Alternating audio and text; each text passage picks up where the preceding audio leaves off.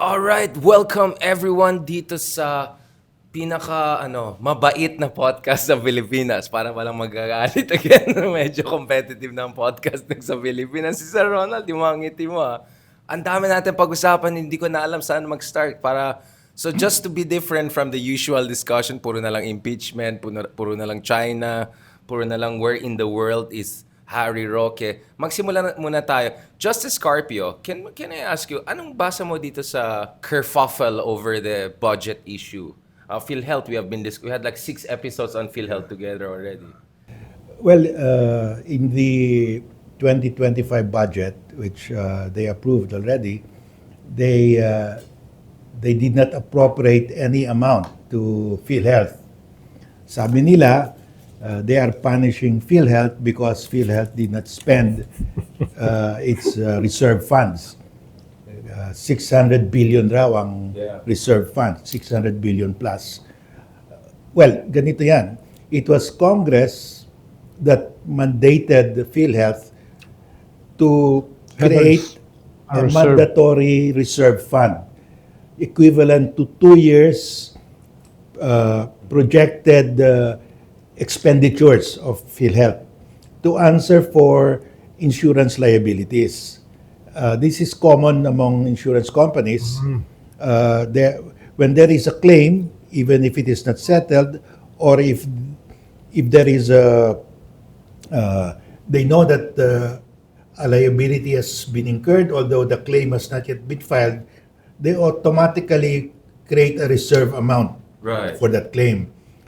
That is booked as a liability. Hindi yan asset.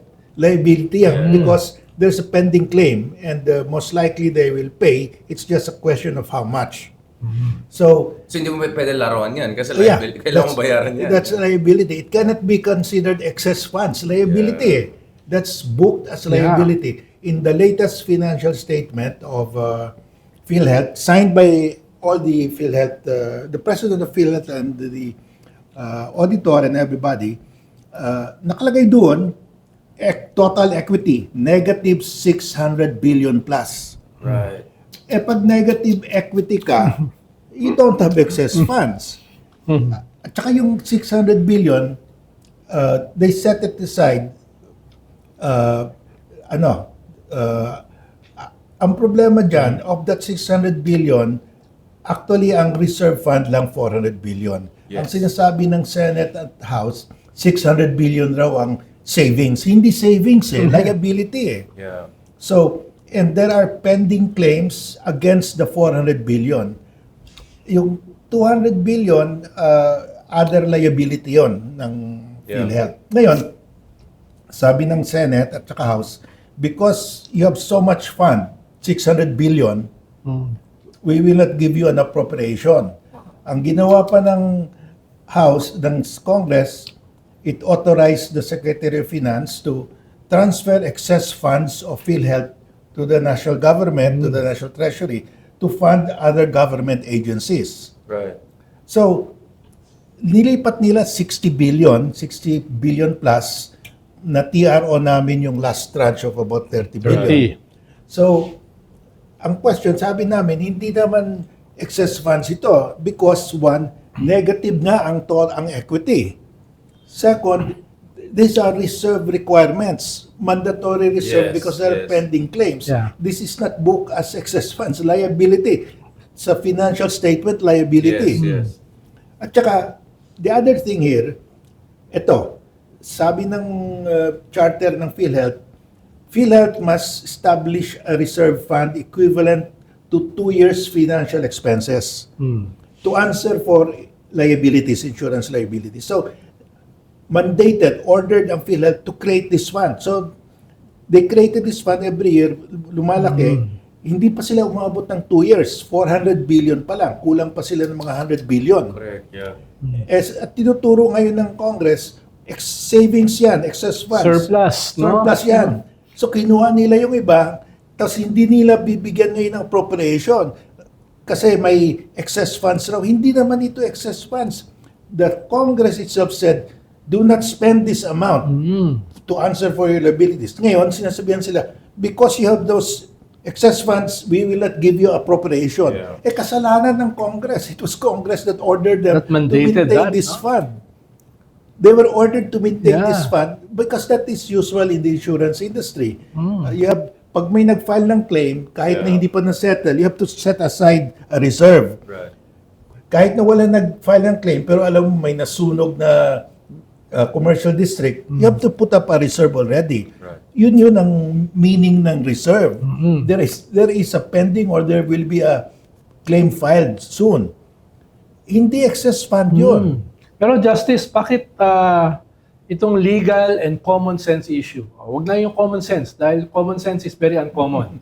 No? And nonsensical. Ito legal issues na lang. Bakit tayo ang nagpapaliwanag? Bakit tayo ang nagde-defend?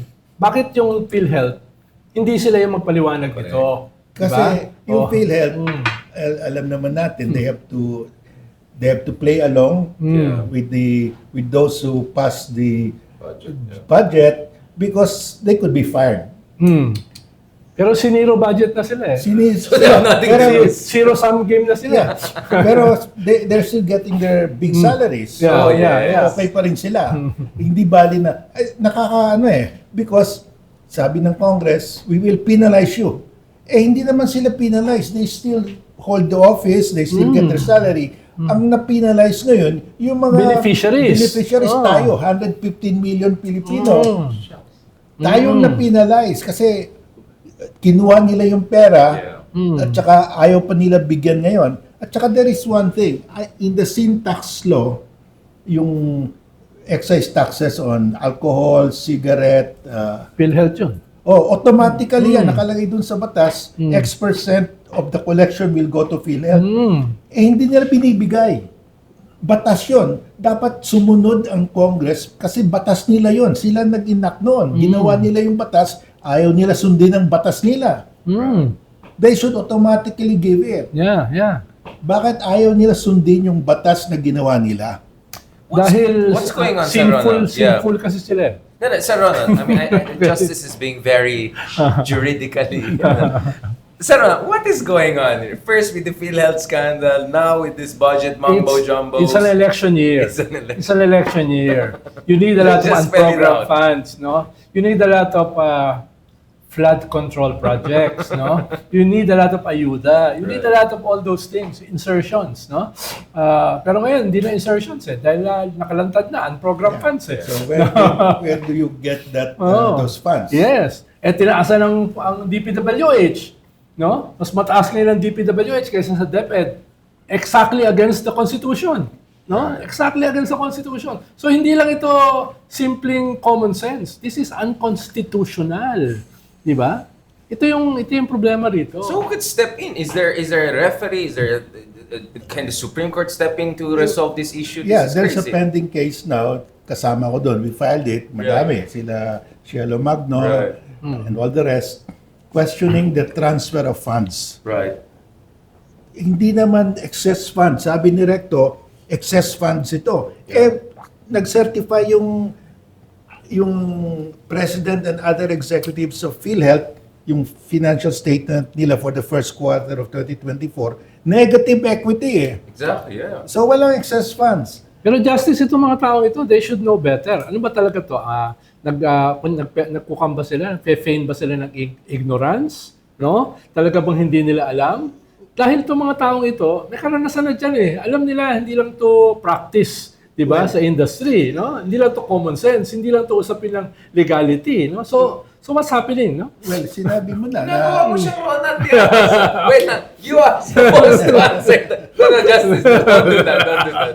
Sir Ronald, kaya ka nandito. Nung panahon nyo, mayroon bang ganito? I mean, not your time. I mean, during Duterte's time, mayroon bang ganito? Well, This is alimawa, quite crazy. ang si Pinoy kasi very conservative dyan eh. Sa fiscal No, issues. yung sa SSS, no? May mga gusto na doblehin yung benefits ng mga senior. Ang sabi ni Pinoy, meron ba tayong actuarial study dyan? Right, ang pinag-uusapan dyan, yung Siyensya. sustainability ng institusyon. Hindi lamang yung popularity mo sa susunod na eleksyon, which is very popular. Kung mag-i-increase ka ng benefit, popular yan. Yeah. Pero masusustain ba yan? Katulad ng ginawa ni Tigong sa military and police, no? Yan ba ay sustainable? Meron bang study na Or magko-collapse yan. Halimbawa, yung PhilHealth, Right. no? Magko-collapse yan kung wala yung reserve funds, no? Hindi siya magiging viable as an institution, no? Ang sinasabi ko lang, hindi naman tayo magaling eh. Very basic yung pinag-uusapan natin. Bakit ito mga experts na ito, talaga bang hindi nila alam? Which, kung hindi talaga nila alam, they don't have any, dapat wala sila sa posisyon na yun. Or, alam nila, pero nagmamaang-maangan sila. What about okay, let's spell it out. What about what Senator Grace has been saying na you need a warning shot para umayos na sila? You need this. Isn't Ang this... premise nga nila, these are savings. What Okay, warning so- shot? Warning shot for what? So you cannot warning shot based on a premise which is questionable to begin with in terms of... Yeah, well, ang dulo dito, sinabi mo nga, election year na yon. And they have to increase the budget for the House and the Senate and also for the DPWH because that's where they will get the Hirap ng trabaho na. We're tiptoeing around the issue. projects. Yeah. So, saan nila kukunin yung pera? Eh, nakita nila yung PhilHealth, may 400 billion. Kinuha nila. Yeah. And not only that, PDIC, lumipat na sila 100 billion. Alam mo, delikado yun because that's Isa the pa yan. financial Isa statement. pa yan. Financial institutions and banking institutions ang involved dyan. Delikado yan. Di ba may sarili silang charter, yung mga yan? Well, takot lahat yan sila eh. Kasi pwede sila tanggalin kung umalma sila. If they don't agree, tatanggalin sila. Pero only the executive can take them out. Hindi naman Congress di ba? Yeah, pero of course, hindi naman gagawin ng Congress ito kung hindi kasama yung executive. Eh, kita mo sa PhilHealth, Yeah. they will play along. So yun, it's very, I don't want to talk about it, yung PDIC. We have Ronald Lemas here expressly, Senior Lemas. Tayo pa naman, wala tayong health insurance. So, aasa lang tayong Kaya dalawa nga, sa mga PhilHealth. freelancers lang tayo.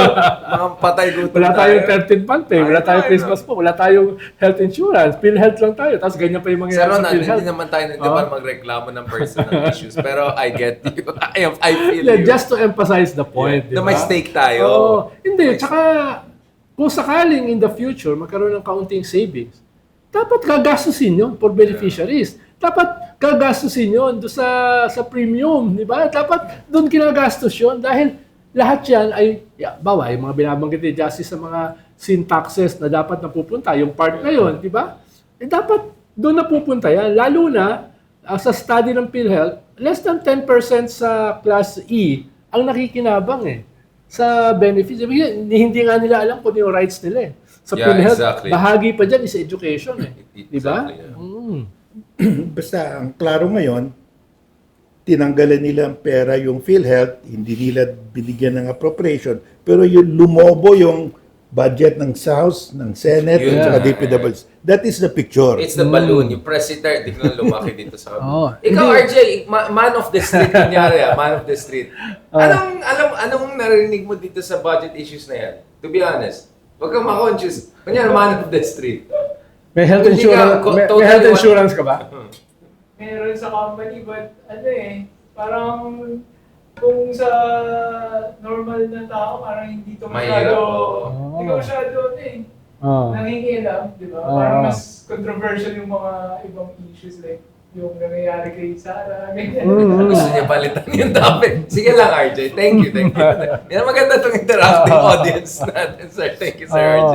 Mamaya na tayo sa impeachment. Baka. Dito muna tayo, Sir Ronald. Do you think even by historical precedents, compared to previous, like pre-election cycles, medyo next level na itong controversies na nakita natin ngayon? Ngayon kasi parang unhinged Yeah. Yung guardrails, ipis mo yung guardrails na wala No, yun yung delikado rito.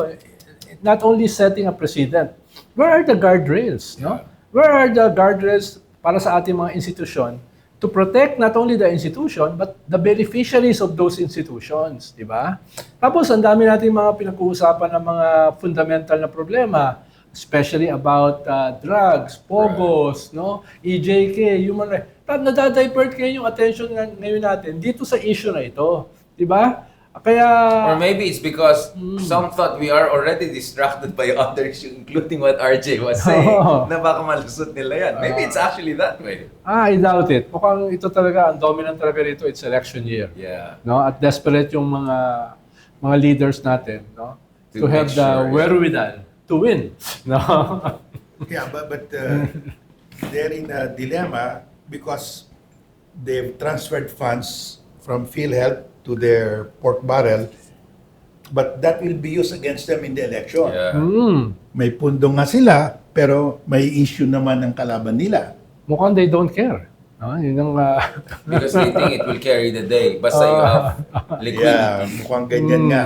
Pero it's well, when the people understand what's happening, I don't know what they will do because Yeah. in their calculation kasi, pag yung mga tao naka-receive ng ayuda, ng tupad, ng kahit anong mga tulong, makakalimutan nila yung legality, makakalimutan nila yung commonsensical issues nito, no? Kailangan ipaalala sa mga tao, yung binibigay sa kanila ay kanila naman talaga. Right. Diba? Kanila naman talaga yun eh. Hindi yun utang na loob. Hindi yun pondo para iboto yung nagbigay. No? in other words, yung pera na yon dapat sa kanila yon. Yes. Kinuha, tapos binigay sa kanila, Bahagi. sa ayuda, Bahagi. "Hoy, may utang na loob kayo sa amin." Yes. Boto niyo ako. No? Boto So, niyo kami. naloko sila. Kasi talagang sa kanila na yung pera na yun. Nabudol, no? Sila. Well, it's basically personalization of public funds. Dapat wala kang utang na loob. Ito yung utang ng Estado sa'yo dahil sa Hindi, buwis natin. alam naman natin na clientelist yung ating sistema. In-scale up pa nila. Next No? level. In-scale up pa nila. No? Mismo yung mga institusyon na dapat kulang na nga sa serbisyo, pinawasan pa. Di ba? PhilHealth, DepEd, etc. No? Masyadong glaring. Masyadong glaring yung ginawa. What do you think is the problem, Sir Ron? I also asked Justice about this, but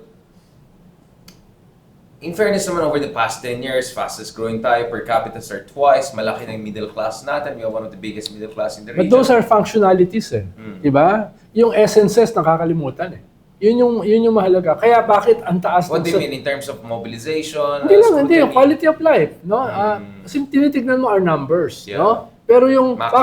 bakit 49% ang self-rated poverty ng mga tao? The biggest in almost 2 decades. Bakit nangyayari yan? No? Sinasabi mo sa numbers, fastest growing ka. Yeah. Ang very stable ang unemployment, no? Etc. Pero yung underemployment, Ang malaki, laki, di ba? highest. O sasabihin mo yung inflation bumaba into 2.4 to 3%. Pero yung food inflation is 10%. Yeah. Yun ang nararamdaman ng tao, yung sikmura. Di ba? So, ang sinasabi ko, functional enhancement. In-enhance mo yung functions ng economy na akala mo, these numbers are essences. These numbers are superfluous dun sa essences ng sikmura, ng mga health benefits. Yun yung mahalaga di ba? Yun ang nakakalimutan. Sir Ronald, I think you're imbibing the Gramsci Italian culture a little Hindi ko na nga binanggit Medyo hegemony. Just, etong ayuda culture na ito, bakit parang lumalala over the years kaysa mag-improve considering we're supposed to, over the years, sana umasenso yung demokrasya natin. I mean, there's more discussion, right? There's vlogs like this, podcasts like this, everyone's talking about it. How come parang more shameless pa yung ayuda culture natin? Yeah. Well, the ayuda concept in itself is good. Ang problema, ginagamit yung ayuda for a Weaponized. political purpose. Right. So, ang nangyayari ngayon, yung tao expect the ayuda tuwing election. So, and we cannot sustain it. Hindi sustainable ito. Kasi, if you look at our entire budget, Right. about 40% lang ang generated will come from our revenue. 60% utang yun. Yes. Laki, no? Yeah, So, yeah. so yung 60% ng ayuda, utang yun. We have approximately 1 trillion debt every year. Yeah. So, a bit more. in other words, ang policy mo ngayon is to borrow money para ibigay to give it as ayuda para yung politiko ma-re-elect. Yun ang nangyayari ngayon. That's why you're asking me, anong mali dyan? Well, mali yan kasi uutang ka para yung politiko makabigay ng ayuda para ma-re-elect siya. He'll get the credit. So we're actually financing the election of the Yeah, politiko. At the expense of future generations. Yes. At sinong babayad ng utang ngayon? Future generation. Yung lahat ng tao na bumibili ng na subject to tax, subject to excise tax, subject to VAT. Galing sa VAT yan.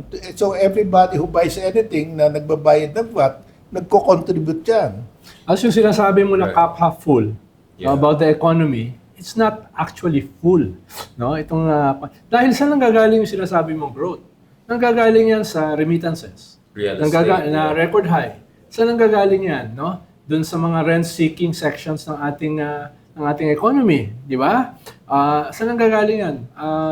Government spending, consumption. Yeah. No? Yung mga fundamentals ng ating ekonomiya are not growing. Where is agriculture?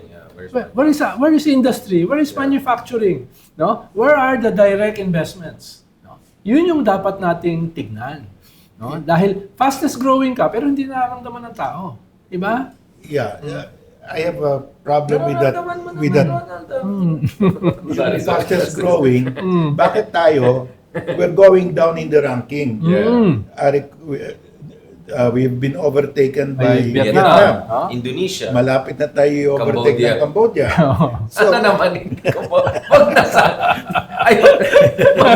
Parang isara na natin yung shop. It's okay na, tapos na. So, sorry, Justice. I mean, I love Cambodia. I'm just saying. 15 years ago, people said, no, Vietnam can never overtake us. It's just overtaken us. Halimbawa, ang learning poverty ng Vietnam is 21%. Ang learning poverty natin is 91%. Sir Ronald, you cannot compare kasi Vietnam is top 10 in science and math. Yes, engineering. Vietnam is like way above its economic development. But in the level, 60s, tayo ang the best. Halimbawa sa engineering. Lahat ng mga engineering students dito sa Mapua, region, Mapua. dito pupunta. Management students dito pupunta. Philippine no? Rice Institute Diba? sa Los Baños. Ang agriculture, saan sila pupunta? Dito, sa Erie. No? So, sinasabi ko lang na we have to fix our house. No? Now, speaking of fixing the house, so essentially, siguro I think all of us can agree that lack of inclusive economic development, all of itong mga problema nakita natin, lack of safety net, ito ay reflection ng something rotten about our political system or leadership to be. Now, speaking of how things are rotten, just the other day we saw in South Korea, they impeached the one president who dared in recent memory to play the Cold War, playbook of itong mga North Koreans yan, we have to. So sobrang paya siya. Even the party mates of Kim Jong-un na tawag sa kanya, President Yoon, voted against him eventually after a first try, and kanina lang umaga, grabe yung celebration in Korea, around the parliament, etc. Baka makulong pa yan. Hindi lang Makulong pa yan. The defense minister has already been arrested. Now, as crazy as the martial law was, it mas wonderful pa yung pushback at saka yung mobilization. And Korea transitioned to democracy a year or two after. We returned to democracy. They never had democracy before that. We had democracy, then returned to it. So, bakit ganyan yung political system natin compared to Korea? Just I want to understand first from your point of view before we go to Antonio Gramsci and our senyor. From your, what's exceptionally problematic with our political system kumpara sa mga bansa na yan? Because Vietnam is a one-party communist system. Korea is a two-party democratic system. And yet, lahat sila nagpa-progress. Something is going right. Ano yung wala sa atin sa palagay niyo, Justice? Well, the majority of the people are educated enough to understand what's happening. So, critical thinking. Yeah, critical thinking. Yeah. We had that before because we were electing good people to the Senate. Jovito Salonga. I mean, noon, they will vote for somebody who's brilliant, who has a good track record. Ngayon, ang track record ngayon, papakita nila, convicted sila, nananalo pa rin. So, I think... Hindi sila magaling sila. Ibang wise. Yeah. I think that's holding us back because I think the media dumbed down the people. Yeah. Sensationalist. Yeah, because yung nagkaroon sila ng ratings war, dati 'di ba every TV show, every movie may there's a moral to the story. Yeah. A moral lesson to everything. Ngayon wala na eh. Magpatawa ka lang okay ka na eh. Oh, Kahit na regardless of what's the purpose? Wala eh. Dati, there's always a message. A message that good will prevail over bad. Ganyan palagi eh. Ngayon, wala na. So, wala na yung value system natin. The South Koreans have that value system. We have lost that value Yung system. norms, no? Yes. Yung norms, oh. The Japanese also have that. The Japanese have a value system. Yeah. Tayo, nawala yung value system. Because media just had a ratings war. So wala na. Kung nagpapatawa ka, slapstick, yun na ang criterion ngayon. Sir Ronald, ikaw, I mean, it's not like wala rin corporate media yung ibang bansa, no? Again, none of us are media experts. Alam mo, mababash na naman ako, di ba? What was exceptionally wrong? I mean, we had one of our guests, di ba, ay dating nag-work sa ABS-CBN tapos lumabas pa. Tapos dahil inis siya sa nangyari sa TV Patrol. Patay, sensationalist, chika, di ba? Tapos yung paggamit ng Ingles. Wala namang problema na gamitin natin ng Tagalog, Bisaya, Ilocano. Pero dati yung paggamit ng Ingles sa ating media ay normal, di ba? Or at least may subtitle.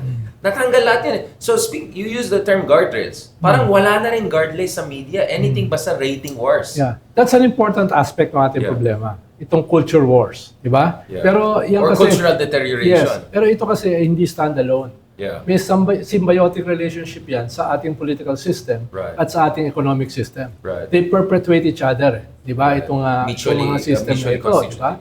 Kaya, halimbawa, indicative, no? Party list. It was supposed to be for marginalized sectors. It's now dominated by billionaires. No? Yeah. Yung aspeto na yan. Tingnan mo yung salin ng mga nasa party list kayo. Declared pa yan. These are billionaires. No? These are contractors. Tingin ng mga contractors, imbis na magbibigay kami sa mga politiko, no? Kami na lang, diretso na. Kaya ang dami ngayong mga congressmen, mga party list na mga contractors, no? Punta tayo sa mas malalim, mas pervasive. 80% ng ating politicians are linked sa mga dynasties. At yung mga dynasties nakalink sa mga cartels who control our agriculture, who control our industries, no? Itong halimbawa, classic ngayon yung regulatory capture, halimbawa sa energy. Only one family controls all those regulatory institutions from DOE to PISAN to NEA to ERC, etc. So, ngayon ako nakakita ng ganyan. Dati may competition pa eh. So, these are reflections ng ating political system. At in a way, yung ating economic system. At kaya yung culture natin, ganyan din, no? Yeah. Most of those who control our political and economic system also control our media. Diba? Control. Incestuous relationships. Yes, yan yung problema. Kaya hindi ko siya sasabihin na ito lang ang problema. Lahat yan ay may relasyon sa isa't isa. Parang na-criticize ka ni Ronald, sir. Parang sabi na hindi malalim yung sinabi. Paawayin ko kayong dalawa. I'm just kidding. Our problem now is the political dynasties. Right. Yeah. Sabi ng saligang batas, Congress must pass a law prohibiting or regulating political dynasties. They've never passed that law. Ilang taon na, mga almost 40 years na. Yes. Yung party list naman sa saligang batas nakalagay doon. For the first 3 terms, there will be a party list system to be composed exclusively of marginalized sector. Yeah. But dapat doon nagkaroon ng political dynasty law para buksan na lahat kasi the Constitution limited the party list system only to 3 terms. How do you now assure na the marginalized will continue through the anti-political dynasty law? Yes. Hindi nila pinasa yung anti-political dynasty law. So, walang guardrails. Law. In the meantime, sabi ng Supreme Court, and I wrote that, tapos na yung 3 years. Dapat niyang buksan na lahat yan. Terms. Kaya lang, yung katapat doon, dapat yung guardrail doon, yung anti-dynasty law, hindi pinasa. Kaya nagkaletse-letse tayo. May sinasabi sila, Justice, na kahit wala yung implementing rules, no? may sapat daw na component yung For executive order or constitutional something? provision sa constitution against dynasties para na-implement na yon. May nagsasabi ng ang tawag nila, may term silang tawag eh. No? Well, Yeah. there is, sabi nila, there is already a law because of the Kabataang Barangay. Yes. May Right. prohibition on relatives. No? Right. Well, we can try that, no? But I doubt if no, it can go either way. But what we should do is pressure Congress. There's a petition now sa Supreme Court by the group of Rico Domingo asking the Supreme Court to order the Congress to pass the law. Matagal na eh. Eh nakalagay naman, Congress shall enact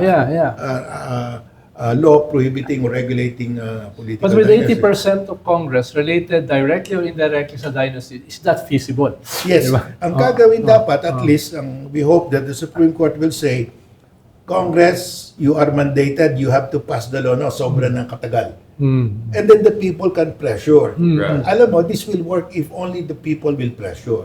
Pag natutulog tayo, walang mangyari. Pero pwede bang gawin ng Supreme Court yun? Because the Supreme Court is just following the Constitution, Congress shall. So the Supreme Court will just repeat that. Congress, you shall. So it's time now to pass it now. So you still believe that it could work if there's Well, bottom-up Yeah, pressure? but there will be more pressure now on Congress kasi sinabi ng Supreme Court na you have to pass it now. So there will be pressure now. So Yes. I hope the Supreme Court will say that. Will say that. You have to pass it now kasi ang tagal na. Grave abuse of discretion Yeah. na yan. Pwedeng sabihin ng Supreme Court yan. But Justice, let me push back a little bit because one concern raised also with the Supreme Court is that, I mean, no offense to the institution represented, is that over the years, it also didn't necessarily act as an arbiter of progress. That sometimes it reinforced or enabled the system. One of the criticism is dun sa verdict ng Supreme Court on the party list issue. What constitutes a marginalized groups and who can represent the marginalized groups?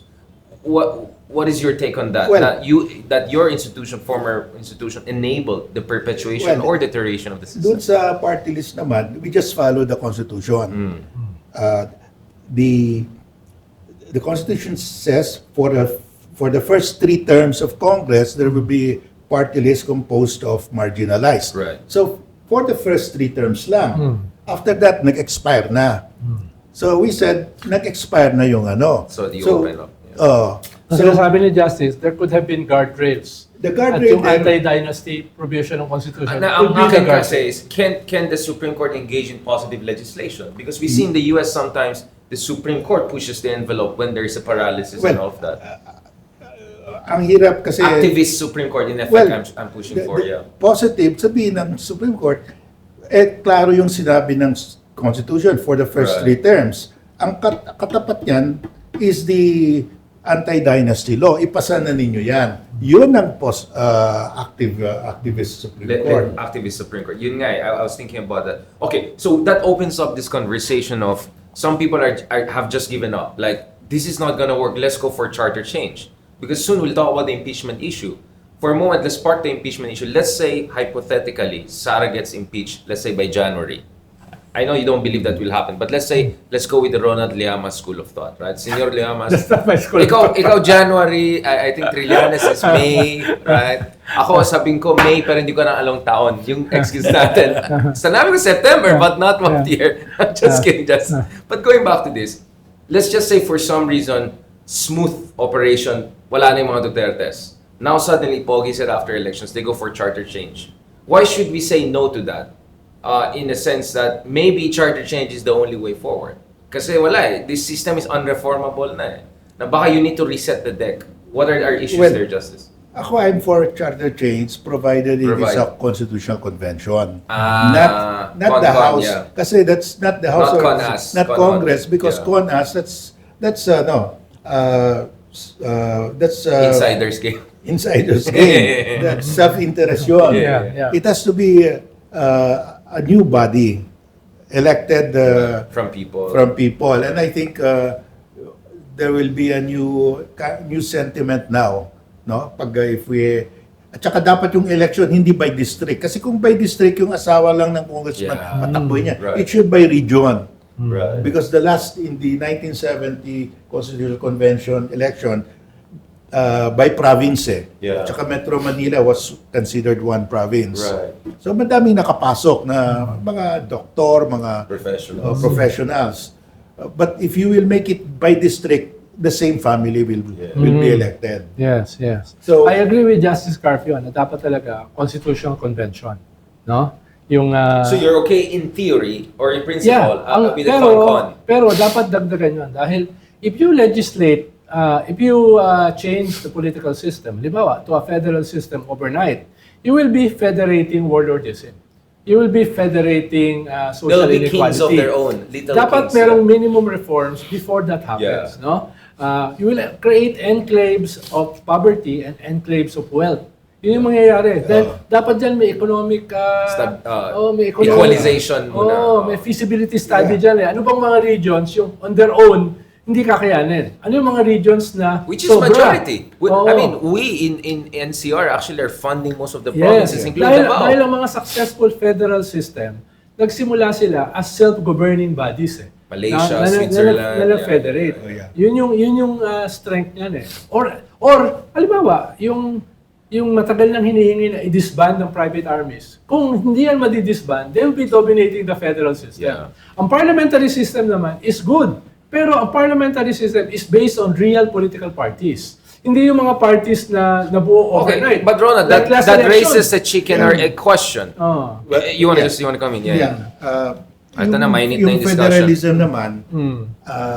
may analysis is that it will not pass in a constitutional convention because let's say only 2 or 3 regions will be self-sufficient.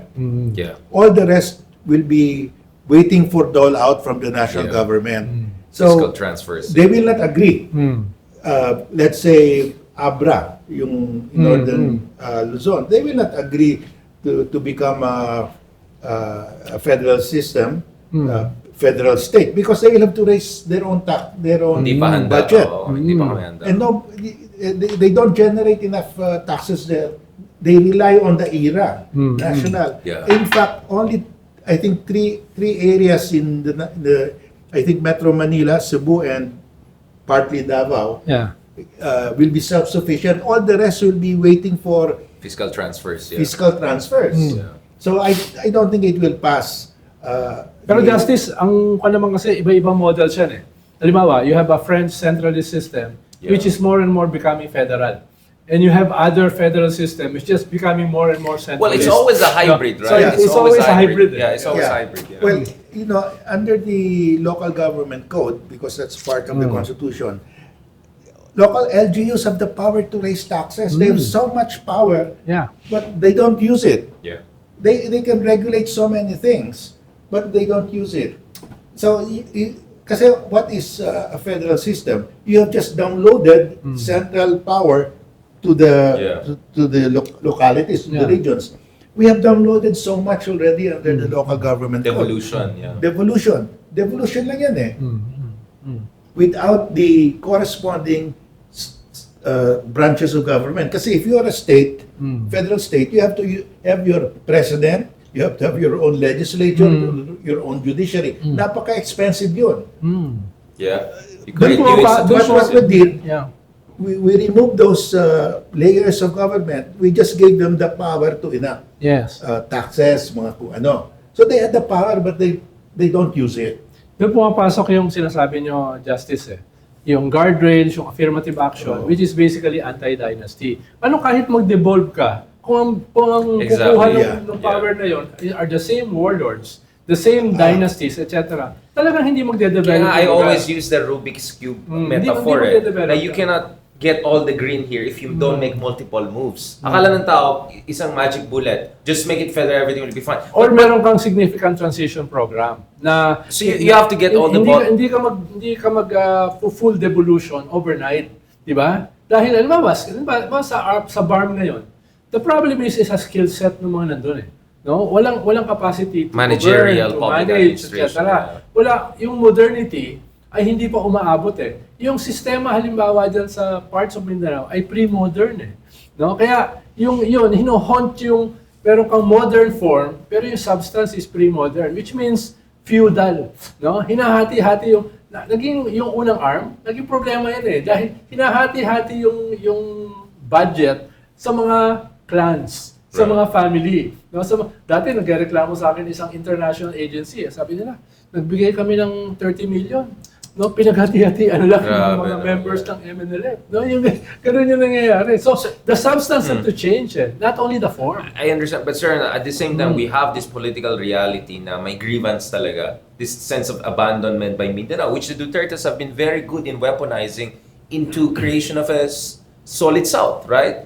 We used to have that in Ilocos, in the North, yung solid North, yung idea ni Marcoses na we're the marginalized, na ito mga taga-Manik. So, how do you deal with that weaponized sense of disenfranchisement and marginalization? Kasi logically in-explain natin na actually tinutulungan nga namin kayo as it stands eh. Ang problema niyo sa Mindanao ay hindi lang mga politiko dito, yung mga kurakot na warlords niyo dyan. But at the same time, there is this emotional sense of abandonment. Yes. How do we deal that? That's political. Hindi na to logical, fiscal eh. Yeah. Parang natatabunan lahat eh. Yeah, exactly. Yun nga eh.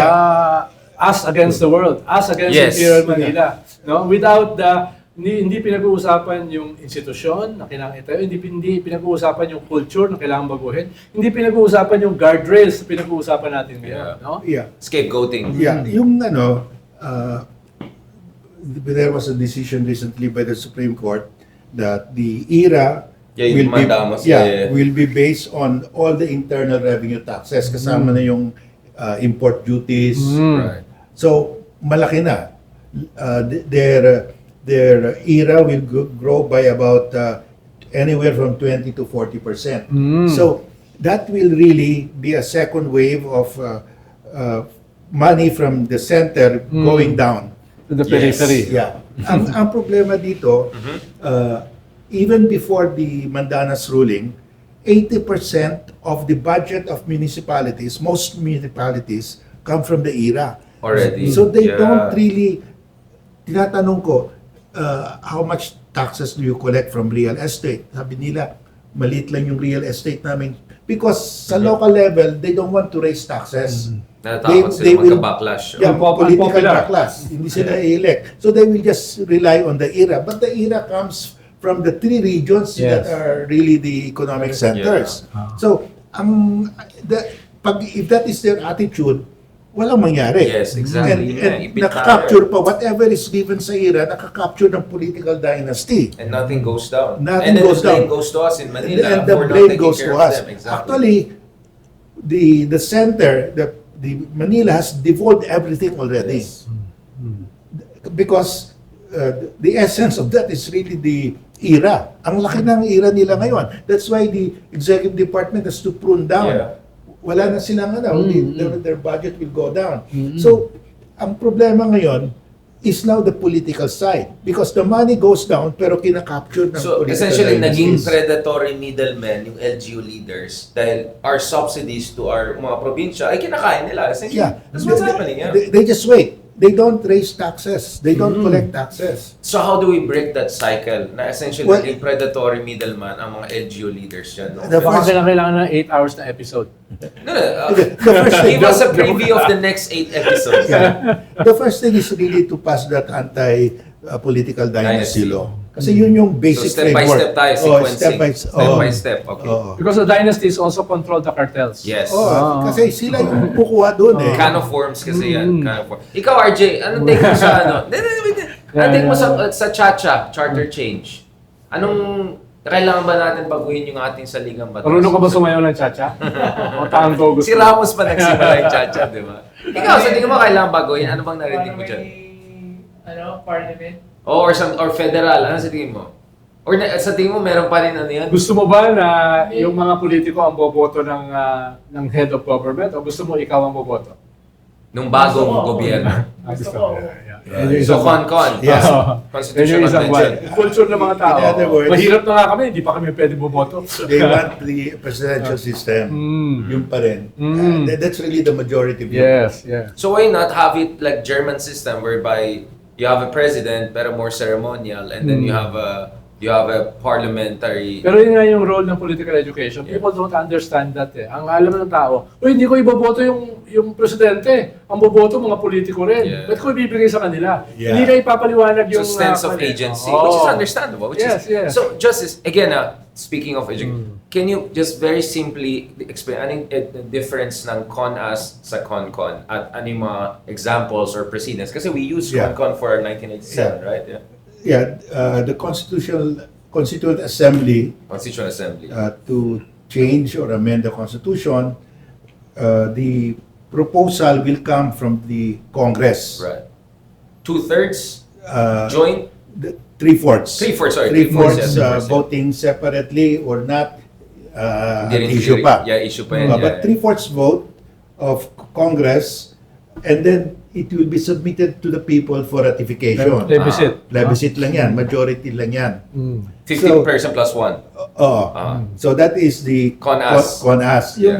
Yung Constitutional Convention, the people will elect delegates from either district or region, and then the delegates will draft the law, submit it to the people for ratification. For So the plebiscite. difference essentially is who drafts Yes. what will be going through the Presented referendum. Yes. to So the- in both cases, may say ang tao, pero yung isa, mas maraming say ang tao sa CONCON, Yes, right? that's right. Okay, so how Because Congress and the Senate were not elected, no, for that skill Yeah. set. Right. No, parang sinasabi, kung magkakaroon ng gagawa niyan, dapat yung alam na para diyan talaga ang kanilang role. At saka no? yung conflict of interest. Yes. No? of course they will hijack it for their own purpose, Yes. diba? So parang hindi mo pwede baguhin isang bagay kung gagamitin mo yung bagay na ayaw magpabago ng sarili. Yeah. The most important issue is to prohibit now, because if you just say again, Congress shall pass anti-political dynasty law, walang mangyari. So dapat yung convention na mismo. Yeah. Yes. But if you ask the Congress itself to be the constituent assembly, they will never do it. So parang you cannot face the problem if the problem is your face. Yeah. Now, Sir Ronald, so bakit ganun nangyari? Halimbawa, 71, no? Yeah. Yung mga sinasabi ni Justice na, ito yung mga sumulpot, ito yung mga sumikat, the Raul Rocco, the Nelly Pimentel, no? Yung hindi bahagi ng traditional warlord, traditional clans, traditional dynasty system. May ganun tsansa. Yung mga Richard Haydarian, pwedeng makilala sa isang constitutional convention. Ayun pala. Yung mga ganun, I di think ba? we have already... No, but Sir Ronald, nevertheless, yun nga hindi pa rin natin...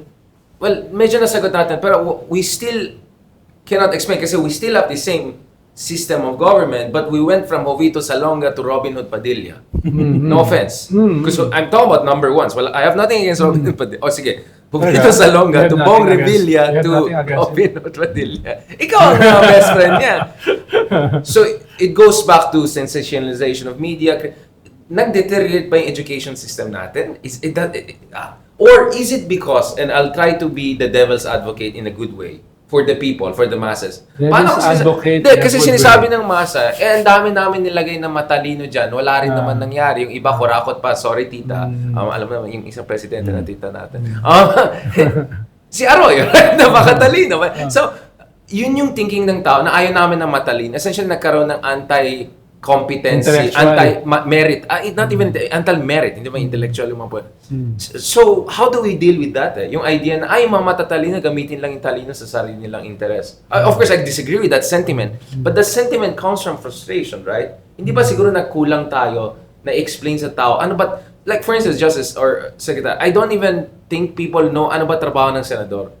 Ang trabaho ng senador ay hindi magbigay ng ayuda. Or, sabi nga ni Willie Villamen, nung in-interview siya, di ba? Oh, exactly. Tinatanong, anong gagawin mo sa Senado? Pero kung tinatanong, di pa nga ako panalo. No? Doon na lang niya sabihin, most politicians tumatakbo nang hindi malinaw sa kanila ano yung talagang trabaho nila. Di ba? Which is a problem.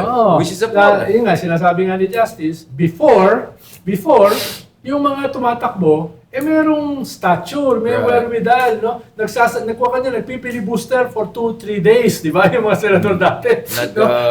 Ngayon, kaya bang magsalita nila Bongo? Ng 30, kaya nila 2 days. 30 pero minutes? hindi ko mag-guarantee after first minute kung may sense. Sila Lito Lapid, kaya ba nila magsalita? Sila Bong Revilla, no?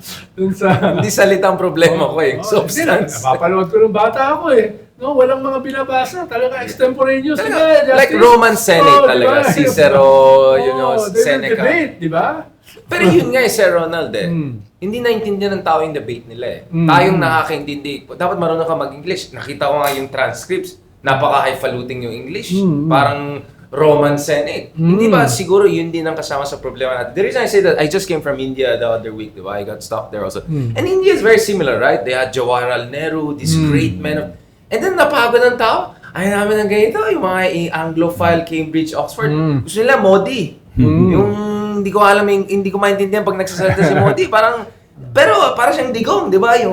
So, yung anong gusto nila marinig, yun sasabihin. Exactly. The populist ethos. No? Yun nga isa. So now we're finally going to Duterte. So kasi we have to understand bakit nagkaroon ng ganitong populist backlash why are people going for this kind of, let's just call it clownish figures? Because the liberal democratic institution failed to deliver, no? Yung Ayan na si Anthony what they were Garcia. created for, no? Yun yung problema. At itong failure na ito, na dapat sana mga progressive groups yung makikinabang, yung recidivist reactionary elements ng kanan ang nakikinabang. Patayin lahat yan, no? Patayin lahat yan para masolusyonan yung problema, di ba? Pero yung sinasabi nila no? Kaya yung ethos na yon, no? Yung populist ethos, dominated yung culture na problematic na because of education, because of the economic system. So, in a way, minaximize niya yung weaknesses no? At yung disenchantment, yung galit sa mga institutions nitong mga marginalized sectors na ito, no? Ay na-channel nila, no? In a way, against modern elements. Yung kakaunti ng modern elements ng ating political economic system, yung pa yung tinamaan. No? Kaya, we have to learn from that. It's about brand. Sino bang dominant ngayon sa ating presidential preferences for 2028? Tulfo, Dalawang brand. Sara. Tulfo and Duterte brand, no? Variations of on a name. Yes. No? Yung ganun. Walang sumusulpot na may substance, di ba? Walang sumusulpot na natitrigger na si Justice. Sige lang. Okay lang, Justice. Sige lang. Well, no, but Justice, I wanna ask you. Kasi, syempre, ito, far right, fascista ako, leftist, ikaw centrist. Bilang centrist dito, far fascist, communist.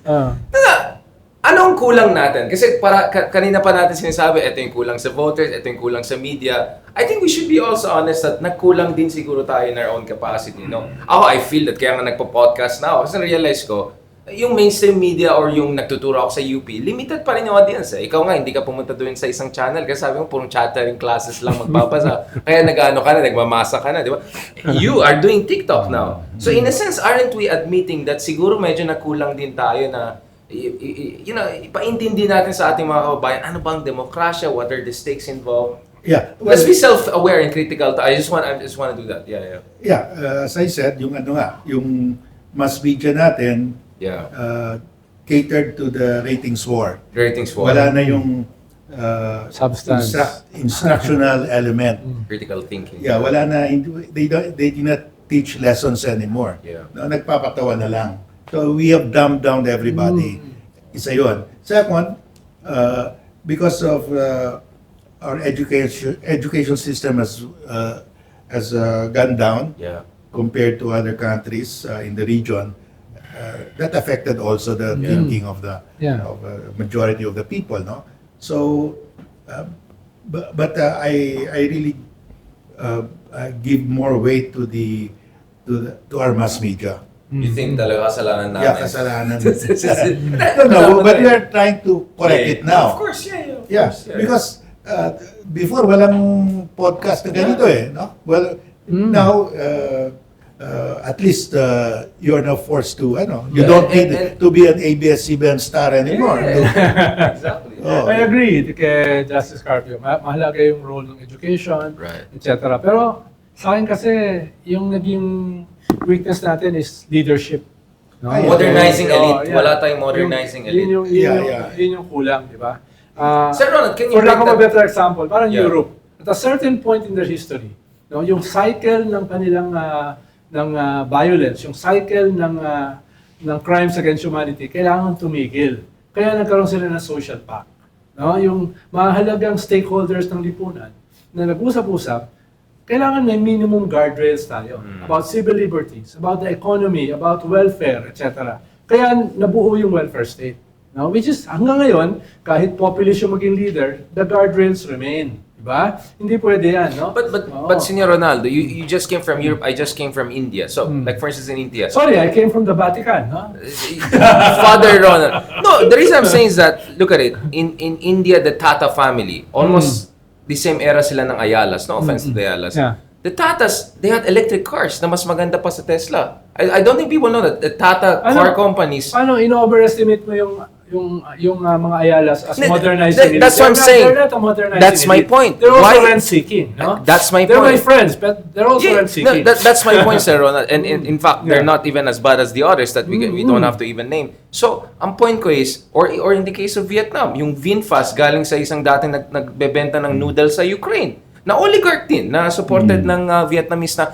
But now, Vietnam also has its own electric car company, VinFast. Pero malinaw kasi sa kanila yung comparative advantage na kailangan nilang i-develop. Na i-develop, diba? oo. Yun yung, Na hindi yun yung given. binabanggit ni Justice kanina. Education is part of that comparative advantage, no? Anti-corruption is part of that. Infrastructure is part of that. Yun yung tinutumbok ng mga bansa katulad ng Indonesia, Vietnam, no, etc. Yung mga India even, lumampas sa atin. In-improve nila yung comparative advantage nila. Tayo Umakyat pa-deteriorate sila. yung ating comparative advantage. If ever, may advantage tayo at this point. No? Fastest growing economy, pero underemployment lumalaki. Fastest growing economy, pero food inflation lumalaki. Yeah. Fastest growing economy, pero education napo-collapse. Anong klaseng economy yan? Di ba? Ikaw, yung undergraduate mo, Justice, was economics, where you taught a lot about industrial policy, trade policy. No offense to Philippine economics. I don't think it's as much emphasized. I mean, unlike in Japan, unlike in the US, industrial policy is very key, right? Yeah, indeed. Hindi masyado, di ba? Very. But going back to what you said, Ronald, they say we have the fastest growing economy, pero in all the indicators, bumabagsak tayo. And I think the worst there is that for every 100 peso of our budget for infrastructure, 30 peso lang talagang pumupunta. I mean, that's grabe, no?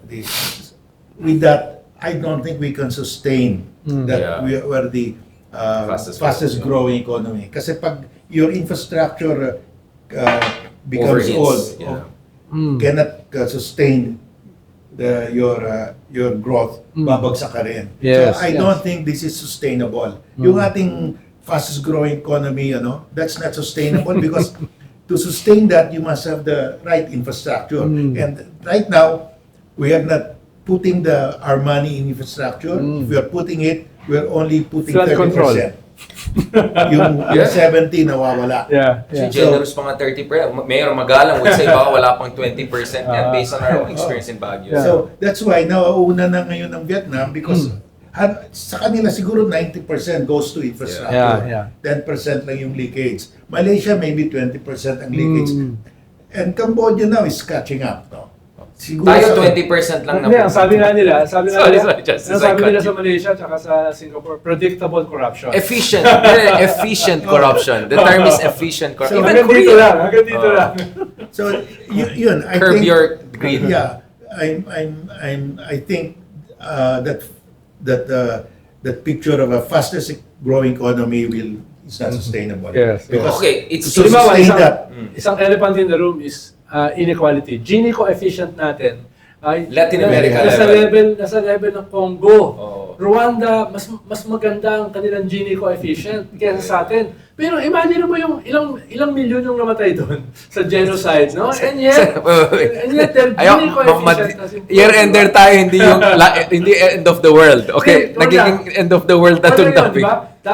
Of course. Rwanda is hell. Bakit mas nag-improve? Uy, magandang Rwanda, wag kang Nag-improve sila ganyan. ngayon, no? Magaling ang leadership Nag-improve sila nila. ngayon, no? And part of that, exactly, is leadership. I mean, I don't like Kagame's, authority, but maayos yung leadership nila, no? But, Sir Ronald, ganito. So, we have a short-term problem and a long-term problem. Long-term is hindi sustainable to. So, a form of an explosion is inevitable. You can say revolutionary upheaval, etc., crisis, right? But in the short term, there is a Duterte problem, right? I think we can agree to that. The Dutertes are sagabal sila Let's finish sa bayan. that first. No? Destabilizer sila. These triads, these syndicates It's a problem, nagkaroon ng political manifestation, dapat i-resolve muna natin yan. Yeah. No? Unfortunate nga na habang nasa process tayo ng resolving that, may mga sumusulpot na ibang issues na nadadivert yung attention natin from solving The first hour went to the budget lang. We Yes. lost the whole hour. Oh, yun ang ibig ko sabihin na ito, kailangan natin tapusin ito. Kung hindi natin matatapos ito, Hindi talaga maayos. At itong mga ito ay magbibigyan ng free hand para bumalik uli. No? Yeah, which they can. Hindi ko na alam kung anong mangyayari sa atin. Saan pupulitin ng As Pilipinas? a nation, as a society, as a political project, hindi ko na alam. Kaya itong next 3.5 years is very crucial.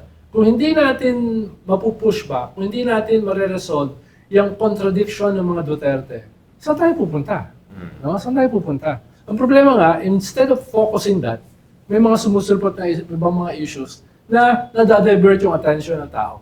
No? Hindi, ang sabi na Sir, tayo daw may kasalanan. Bakit natin dinidivert sa Duterte sa issue? Exactly, sir. We spent 1 hour discussing anything but Duterte. But Sir Ronald, and I think you have divergence of opinion. I'll go one by one each of you. Sir Ronald, lay out your case. Is impeachment possible? Isn't it too late? Can numbers be produced? Is even impeachment the best way forward? Ikaw, anong argument mo first? Then I'll go to Justice Well, ang Martin. sabi ko nga nung bago ako pumunta ng Europe, no? Yeah. Impeachment is possible, pero siya ay nasa ER na because of the time limit, because of the indecisiveness Of the president. of the president. So napupunta siya sa ER. Kung in the next week wala pa rin mangyayari, ICU na yan. No? Mas optimistic sa akin si Senator Trillanes. No? Ako, mas pessimistic na kailangan ma-impeach yan next week. No? Dahil sa January, sana trial na yan.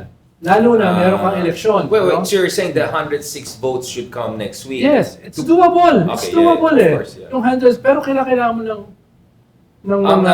Grasya. Oo. Grasya. Oo, kailangan mo ng... Kaya sinasabi ko, it can be done. No, 104, 103 votes is doable. No? Doable because without spilling the beans. Because of the nature of our political system. Which we explained in the Because of the nature of our political system. Hindi na kailangan tumagal sa Justice Committee. Pwede na yung Wait, sir, are you saying na we are okay with all the mumbo jumbos if we get that? Di ba parang ang implication nito is lahat ng na-criticize natin kanina, okay lang. Makuha lang natin yung 106. Hindi, kanya nga, ito man nakaka-distract. Dapat huwag nang palingan no? Kaya sinasabi ko kanina, no? Kumuha ng supplemental budget. Correct. Sabi nga ni Justice, medyo skeptical din. No? Dahil nga sa nature ng balance of forces sa ating... But sir, you're not answering the other big question. Is impeachment even the best way forward? Yes. Dahil kung hindi mangyari yung impeachment, no? Hindi mangyari yan, kung hindi dumating yung ICC, kung hindi masampahan ng kaso, itong mga gago na ito, itong mga sindikato na ito, no? After the midterms, buwelo yan. Sila yung mga umalis sa kanila, most probably babalik. Dahil nga nasa top 2, top 1 pa rin sila no? And At majority and if they approval. survive, they will have momentum. Tapos yung presidente will appear weak. No? Mapapaaga yung kanyang pagiging lame duck. Dahil nga walang nangyari. Ang haba-haba ng panmo ng mga in aid of legislation and investigation, ang ganda-ganda ng Netflix conclusion ng series. Quadcom. Netflix. So nasaan yan? No? Nasaan napunta ngayon yan, no? So yun yung- fakeless ang dating niya. ang tingin ko mapapaaga yung pagiging lame duck ng presidente at magkakaroon ng momentum itong mga triads na ito, no? Itong political triads na ito. Kaya after the midterms, wala na impeachment. That's no longer possible. That's no longer feasible. Impeachment should have happened before the midterms. Mas maganda sana kung 3 months ago, 2 months ago, nagsimula yan. Pero nandito tayo ngayon. Andito na tayo ngayon. Nandito tayo ngayon no? Sir, Pero yung sinasabi ng iba na, oy, mag-impeachment na lang tayo after the midterm election. What are they talking about? medyo wala ng momentum yan. Oo. Justice Carpet, your take is that maybe the other things you can look at is yung kasuhan na lang sila. Yung criminal cases. Yeah, because the way I look at it, there's no more time for the impeachment because we're going into the election period already. And Christmas, that's they're on vacation. it's easy to get to 1/3 in the House, but the problem is the trial. There's no more time for the trial, and there's also the 2/3 vote is not yet there, no? May count. So the best thing is really to file a criminal case. But I think it has to be done when there's a new ombudsman already. When papasok yung ombudsman? April. Elections. Mm. Just Yeah. Okay, So there it is- might work. Yeah. Pero justice, with our kind of judicial system, with all due respect sa inyong karanasan sa Supreme Court, yan ba ay pwedeng pabilisin? Baka kasi yan ay hindi pa tapos, may bago ka ng eleksyon, may bago ka ng presidente. Appeal yan ng appeal At least hanggang. at least yung aking, yung aking That's where observation. the skepticism comes from. Well, if the new ombudsman, whoever will be appointed, May mga candidates na, di ba? May mga pangalan na lumilitaw. well, I think they will give it priority. Yeah. So, at saka it's laid down already. The weaknesses are there, the issues are there, so mabilis na yan, no?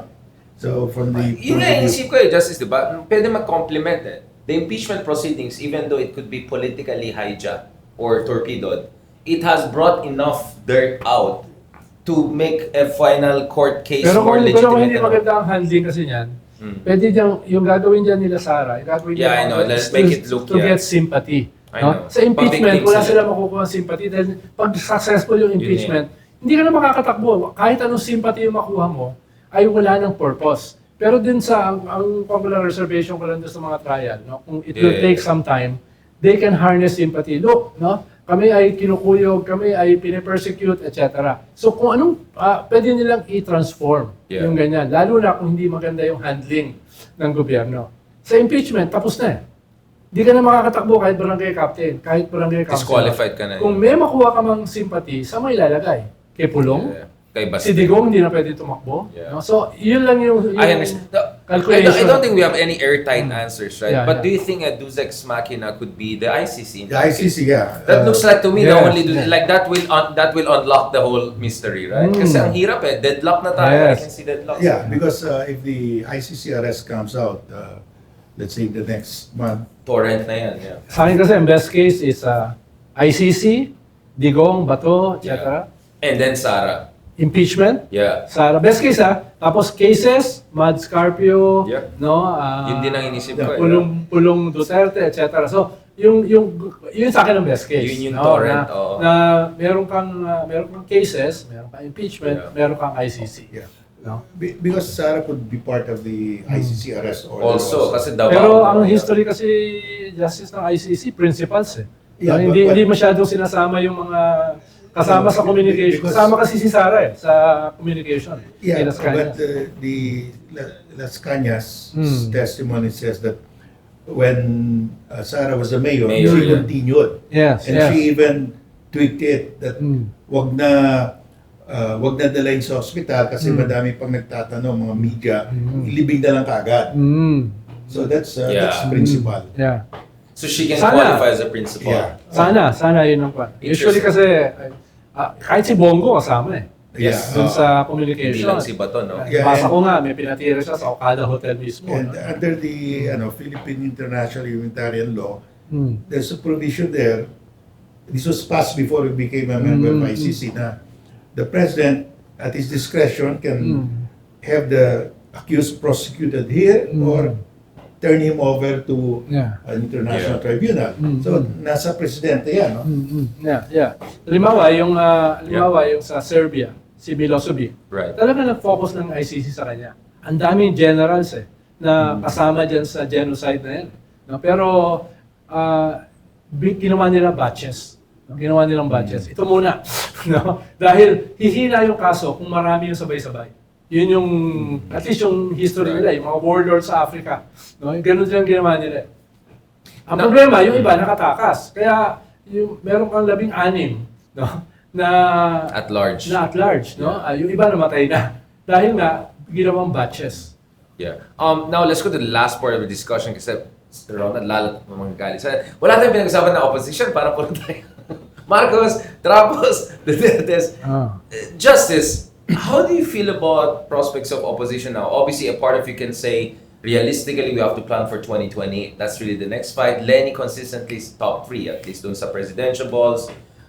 Is very certain almost that she'll win as mayor, and almost certain that she'll do well. Naga is already well developed, so you cannot rule out Lenny running again in 2027, 2028. Once there's a build-up of support, Risa is doing very well as a senator. She's the star there. And na mainstream siya in ways that she was not mainstream before, for reasons that we can discuss more later on. Bam and Kiko are not doing too bad in the Senate. De Lima is kind of coming back into force. Well, not too bad. Okay, let's. Shell at least is now part of the Akbayan, so some sort of reinforcement is going on. What do you feel about the prospects of opposition? Kasi 6 months, 8 months ago, medyo ano pa tayo, diba? Medyo we were still worried about the real opposition, the genuine opposition. Well, when you... And what should they do also? Yeah, when we discuss that, you're looking at 2028. Yeah. But for 2028, Lenny can be a candidate, Lisa can be a candidate. So we have two Good options. Yeah, good options. So we can still put up we can put up good candidates for 2028, regardless of what happens in the 2025 election. At ang positive doon, meron kang mahaba na runway. Exactly. Kumpara nung last election. Na just buwan lang yung runway mo. Ngayon, you have 3.5 years para maganda, mag-create ng brand. Paano ang problema ko ngayon is a brand. No, yun. Yeah. Halimbawa, kung totoo yung mga surveys, half ng ating voting population naghahanap ng alternative. Yeah, sa Okta survey ito, no? diba? Yeah. Kalahati naghahanap. No? Ang problema, yung naghahanap na yan, nag-shift papunta sa mga tulfo. Dahil sila yung may brand. Tayo walang At may brand. momentum. Oh, At may tayo, momentum. yung preference sa atin is 4-5%. No? Dahil nga, we are coming from a defeat, no, na hindi natin na-develop into a victory, a glorious victory. Dahil kung inasahan mo, ako inaasahan ko kasi mag-unravel yung unity team. Kung na-harness natin yung pink wave, which is 15-16 million votes, tapos hundreds of thousands of volunteers, iba yun iba yung quality nun Yeah. Nung sabi ko nga kay Randy, May sariling resources. Randy, mas qualitative ito sa EDSA. Yeah. Dahil sunod-sunod itong mga demonstrations, Yeah. Pasig 700,000, Absolutely, yeah. Pasay 900,000, Makati Ross Boulevard, 1.2 million, yeah. tapos yung mga probinsya. Sabi ko, hindi ako nakakita ng ganito karaming tao. Nagdala yung sarili, no? Hindi Exactly. hakot. No? Dala yung mga pamilya, tsaka maraming kabataan. Kung na-harness natin yan, after the election, no? Nag-nationwide Thanksgiving and listening tour, tapos consolidate yan into a network, into a machinery, hindi problematic si Bam at saka si Kiko, plus, Yeah. no? At this point, no? Pero, paano yan eh? The water is Nakalipas under na, the bridge. no? Yeah. From a progressive perspective, the objective condition is there. Katulad nga ng sinabi ko sa mga surveys. Yeah. Ang problema, the subjective forces are not yet there. No, To yun yung problema. mobilize it, to channel it, yeah. Halimbawa, what is our brand? No, answer, kalaban mo Duterte and Tulpo brand eh. Ipatulpo mo, di ba? So, what is our brand? Popcorn daw, popcorn. Yun yung isang Popcorn lang daw tayo Because pag people nag-away. don't vote based on platforms. Eh. Yeah. No? Unfortunately, people don't vote based on substance. They vote based on brands. At yung brand na yan, basically, is disenchantment with the existing institutions. Yung weaknesses ng mga institutions na yan. Yun yung kinakailangan natin pag-aralan. What is the narrative? What is the brand? No? Na galit ang mga tao dito sa mga sistema, pero napupunta sa mga reactionary populist elements, imbis na sa atin. Imbis na sa mga modern elements. Imbis na sa progressive elements. No? In a way, kailangan din natin ng soul searching. What did we do wrong? Well, we have been doing souls. I mean, this is part of therapy. Hindi lang I'll Kaya tell sa you- akin, mas subjective forces ang kulang. The objective condition is there. Speaking of subjective force, and I want also Justice Scorpio on this. I mean, again, India is an interesting case of si Gandhis, di ba? Si Rahul Gandhi. Rahul Gandhi is rebuilding, kasi if you know, si Rahul Gandhi parang konyo, half Italian, anak ng mga Gandhis, gano'n, ni Sonia Gandhi, tapos pinagtawanan lang siya kasi, hindi siya makamasa, tapos nabubulol pa siya minsan. They were part of the system. They're part of They the were system. the system. So, dati, wala siyang laban kay Modi. So, essentially, it's like Duterte times Marrojas times 2. Essentially, yung level ng mismatch, if I can put it in terms of branding and positioning. But Rahul Gandhi reinvented himself. First of all, pumunta siya sa kung saan sa bansa sa India at tinanong niya, talaga ba? Gumandang yung kalagayan na sa ilalim ni Modi, ang daming sinasabi. Nag-listening tour siya. Listening tour siya. As in, Himalayas, Kerala, lahat pinunta niya. Tapos yung itsura niya talagang tumanda na siya. Umitim. Tapos umitim siya. Kasi konyo yun eh. Tapos talagang nag-motorbike diaries siya. Galing, galing. And then he was able to rebuild. The next thing you know, second biggest party na sila ulit. And then the other thing, so first, he was able to channel yung legitimate grievances. Ang daming big talk ni Modi, ganyan, India is this, India is that. Kayo ba? Ganun pa rin yung buhay niya. Lumala pa nga eh, di ba? So, I think we have to do one thing like that, which is, Marcos kayo ng Marcos, golden era. Kumusta ang golden era nyo?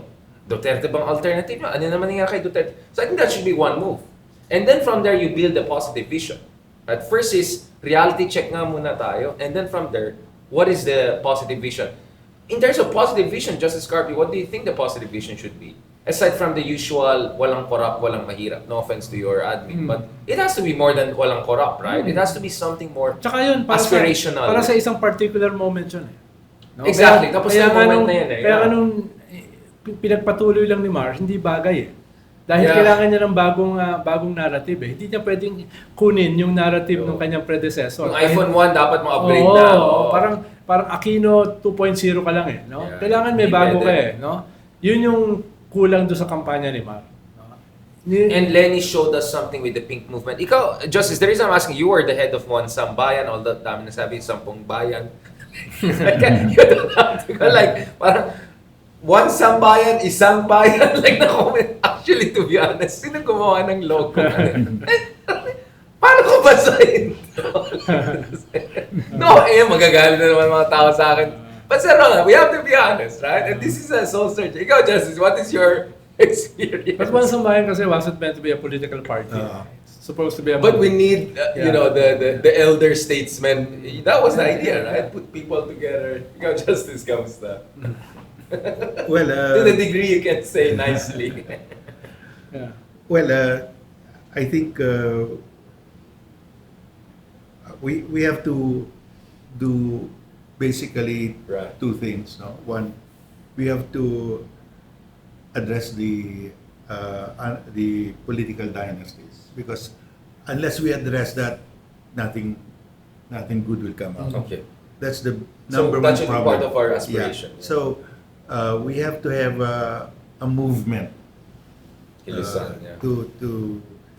to prohibit political dynasties. And second, we have to address the corruption issue, because the people now are beginning to understand that out of every 100 pesos for infrastructure, 30 lang. 30 lang pumupunta sa infrastructure. And of course, that's not sustainable.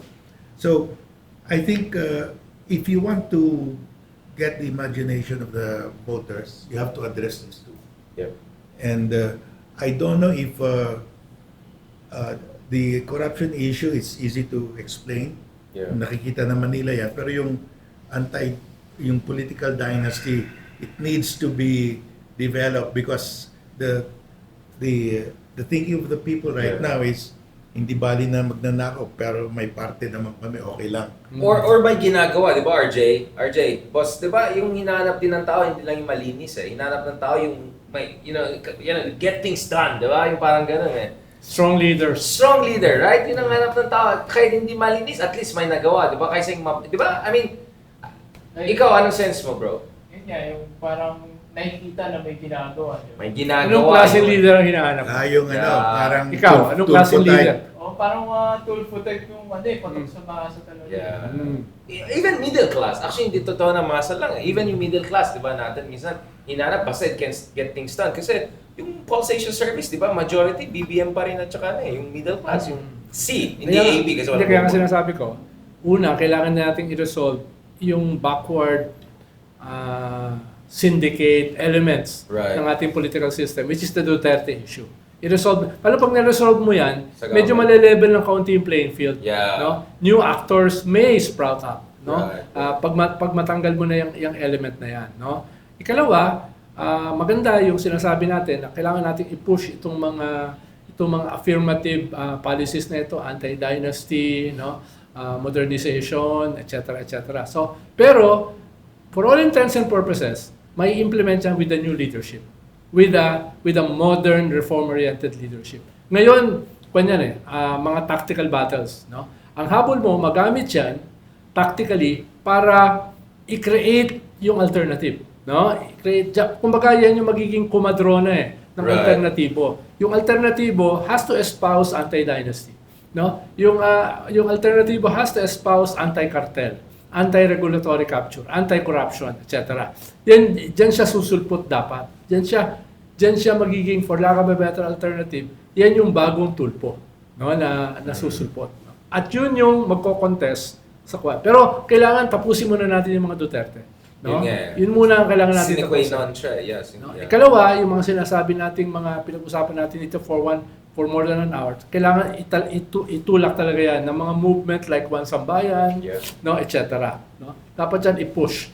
Pero ang dapat i-anak niyan are mga leaders na merong brand, di ba? Na ang brand ay pagbabago, ang brand ay reform. Na pag nanalo, i-develop yung ating comparative advantage before it is too late. No, before it is too late. It's about a battle in a very competitive world. Kung wala kang comparative advantage, iiwanan ka na lahat. Yep. No? Last part, Siyempre, yan yung last end of the year. Actually, hindi siya last part. Parting words. Paparinig na Yan ang gusto ko sa'yo, Sir Ronald. Hindi ka lang listening tour Justice, patapos ng taon, 2024, crazier! This was the craziest. Ang dami nangyari, my God. This was a crazy year. I missed a flight for the first time in my life. Sobrang crazy yung schedule, keeping up with Syria, South Korea, Trump, whatever, Duterte. What are your concerns or fears for next year? But what are also your hopes? And sa tingin nyo, the good guys or the good people, what should they do next year para we have more of politics of hope than politics of fear as we go into elections? Just parting words. Yeah. There are two forces now in a race. You have the group where I belong that we believe that we can still reform the system within the Constitution. That's why we have filed these cases in the court. Dapat yung transfer ng PhilHealth funds into dapat yung confidential fund, dapat alisin na yan. We're filing later on the government should disclose the purchase price of Sinovac and so on. We still believe we can reform the system in accordance with the present constitution. Yun yung that's one group of people. There's the other group who are saying wala na yan, wala nang mangyari dyan. Let's go for RevGov. So ito yung dalawang forces ngayon. No? So now it's a race. Kung sino mauna, if we can show to the people that kaya pa, can still be done. It can still be done within the Constitution. So, but we need these cases to be resolved fast. Right. Yung those for RevGov who have given up already because what they see in Congress. Yeah. Lumalaki rin sila. Yeah. They're saying na wala na talagang pag-asa ito. In the desperation mode na. So these are now the two main forces in Philippine politics. For change. Because they don't believe that the present system should continue. So yun ang nakikita ko. So dito ako sa one side.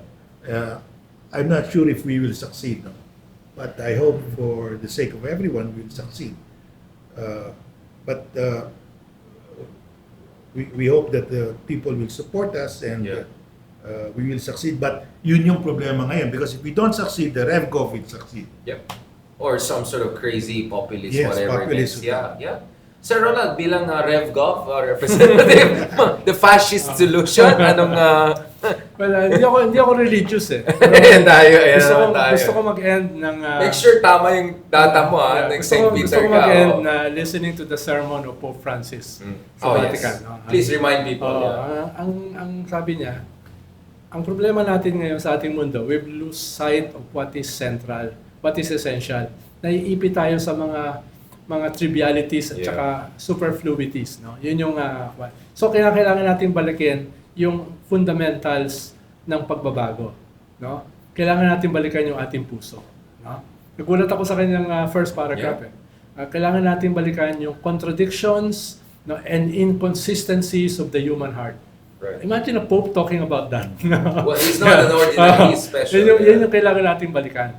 No, at balikan natin yung essences ng Christianity, which is about walking, no, changing. We have to continue walking. The church to survive has to keep walking. Hindi pwede siyang tumayo lamang. No, hindi pwede siyang mag-stagnate sa mga lumang dogmas. No, kailangan natin magpatuloy na maglakad. In a way, yun ang kailangan ng elements of change sa ating bansa. Kailangan natin balikan yung ating puso. Nakalimutan natin, o nagkaroon tayo ng PTSD because of our glorious defeats. Kailangan natin balikan, ano ba yung ating strong points as elements, as forces of change.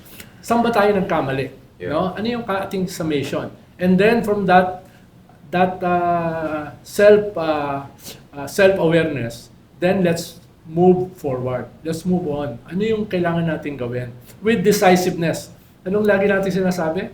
With the skepticism of the intellect and the optimism of the will. Pessimism of the intellect and the optimism of the will, yeah.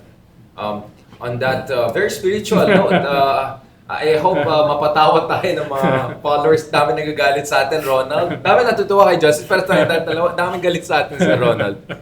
Pero at least natutuwa ako na every time nasa traffic ako sa EDSA, biglang, Sir Darian! Ganun mga motorbike na ganun. So sabi ko, maybe we're doing something right, di ba? And the fact that people feel nakaka-relate sila sa atin. Kasi, let's be honest, I mean, like, you were a secretary, you were a justice, ako nasa media, and I think, I'm glad that because dito sa mga podcast natin, people realize we're also ordinary Filipinos just wanting a better country. And tayo rin, stress tayo, nahirapan tayo. We want a better future. So, thank you so much to both of you, Secretary Ronald Llamas, for your very spiritual. Para ayaw mo mag-shake hands sa akin.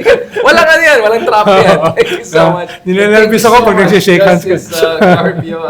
Parang the more we spend time, the less we trust each other. No?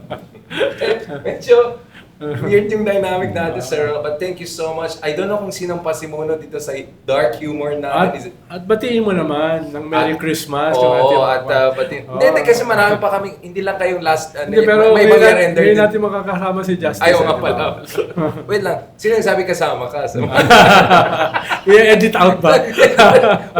Wait. May sumisigaw sa akin sa bata, Edu Manzanas. Oh, yeah. Sumisigaw sa akin. My God. Hindi ako kilala sa Ronald, Edu Manzanas. Sa Dubai, yung stopover, Edu Manzanas. No? Sa hotel, sa Paris, Edu Manzanas.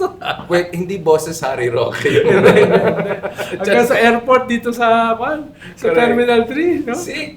Sir Ronald, I'm just telling you. That means you have made it. You have made it. And Justice Carpio, may we see more TikTok episodes from you soon. That means may pag-asa pa ang mundo. Thank you so much sa lahat ng mga followers natin for supporting us through and through.